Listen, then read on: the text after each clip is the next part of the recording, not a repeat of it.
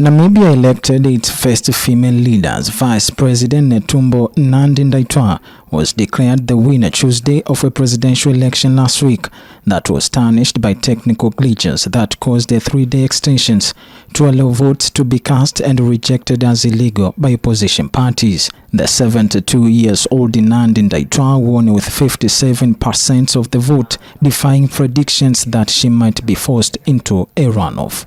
Her ruling SWAPO party also retained its parliamentary majority, although by a very thin margin, and extended its 34 years hold on power since the Southern African country gained independence from apartheid South Africa in 1990. Namibia is a sparsely populated country of around 3 million off the southwestern coast of Africa, has a reputation for being one of the continent's more stable democracies, and the problems that around the elections have caused consternation. Last Wednesday's vote was marred by shortage of ballot papers and other problems that led election officials to extend voting until Saturday. Opposition parties have said the extension is unconstitutional, and some have pledged to join together in a legal appeal to have the election invalidated. The Electoral Commission of Namibia, which ran the election, rejected opposition calls for a redo of the vote. It has undermined Nandi-Ndaitwah's place in history. She is said to become her country's 5th president since independence and a rare female leader in Africa. She was a member of Namibia's underground independence movement in the 1970s and received a part of her higher education in the then Soviet Union. She was promoted to vice president in February after President Hage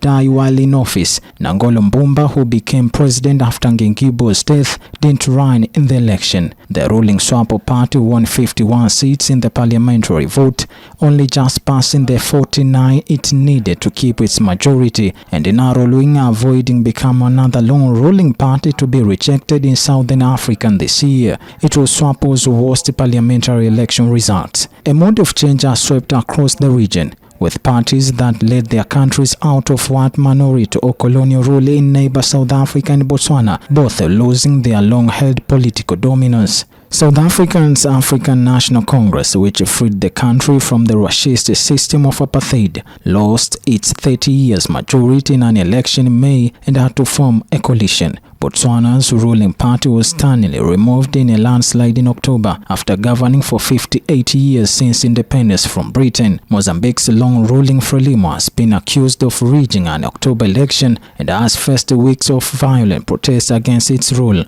SWAPO faced a similar challenge as those countries, with frustration at high unemployment and economic hardship, especially among young people, driving a desire for era-ending change. In a brief speech after the results were announced late Tuesday night, Nandi-Ndaitwah said Namibians had voted for peace, stability, and youth empowerment.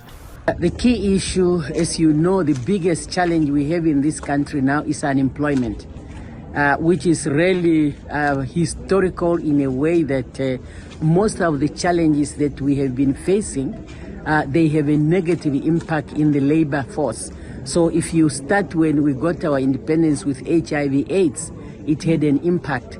And then the world economic recession has also an impact on the labor. And then since independence 34 years ago, we have been always having droughts or floods. Some opposition parties boycott the announcements by the Electoral Commission of Namibia at its results center in the capital, Windhoek. The commission has been roundly criticized for its running of the vote, with many angry Namibians complaining they had to wait hours and sometimes over multiple days for the chance to vote. Just over 1 million votes were cast out of 1.4 million registered voters, according to the Electoral Commission. Penduleni Tula, the leading opposition candidate from the Independent Patriots for Change party, was second in the presidential election with 25% of the vote. His party won the second largest number of seats in parliamentary behind SWAPO. Itula and his party had led the criticism of the vote and said they will lodge their appeal against the election this week. Other opposition parties said they will join that legal challenge. Itula said that thousands of voters Kenyans may have been prevented from voting as only some polling stations are allowed and extensions. Namibia is a former German colony that came under South Africa control after World War I, and its black majority was later subjected to some of South Africa's apartheid policies. SWAPO was at the forefront of the battle for independence from South Africa. While the country has swath of diesel running through it, it has diamond and uranium resources and untapped oil and gases off its coast that is being explored by international companies and could make it major producer of both natural resources. Reporting from South Digital Eye, Dennis Samora.